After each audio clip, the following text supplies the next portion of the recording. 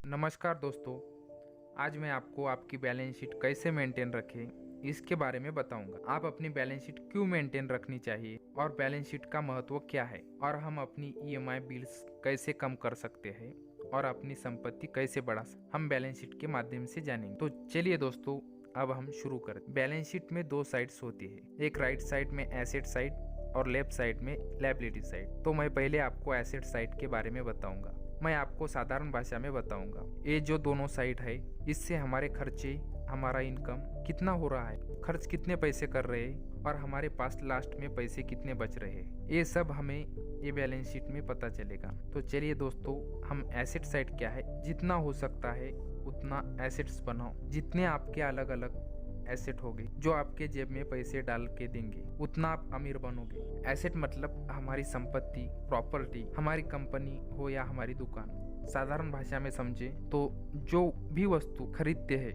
वो खरीदने के बाद उसकी वैल्यू बढ़ती है या उससे हमारी कमाई होती है, ऐसे वस्तुओं को हम एसेट बोलते हैं। हमारी एसेट साइड हमेशा लायबिलिटी से बड़ी होनी चाहिए। एसेट में जो हमारे इनकम सोर्स आते हैं वो हमेशा ज्यादा होनी चाहिए। ज्यादातर लोगों की लायबिलिटी साइड ही ज्यादा होती है। हमने हमारे एसेट साइड बढ़ा के वेल्थी होना चाहिए। इससे हमें आने वाले पैसे से हम और पैसे लगा के हम पैसा बढ़ा सकते हैं। तो चलो दोस्तों, अब हम लायबिलिटी साइड क्या है ये देखेंगे। जो चीज हम खरीदने के बाद उसकी कीमत कम होती है, जिसमें डिप्रिसिएशन होता है, उसे हम लायबिलिटी कहते हैं। इसमें हमारी कार, गाड़ी, खर्चे, ये सब हमारी लायबिलिटी साइड में आते हैं। हमें लायबिलिटी साइड की जो भी चीजें है वो बहुत विचार पूर्वक खरीदनी चाहिए। इससे हमारी संपत्ति कम होती है। हमें जिस चीज से पैसा मिलता है हम उसी चीज में पैसा इन्वेस्ट करना चाहिए। हम पैसा इन्वेस्ट करके उस पैसे से और पैसा कमा सकते। इसके लिए हमें लायबिलिटी साइड को कम रखना चाहिए। मगर हम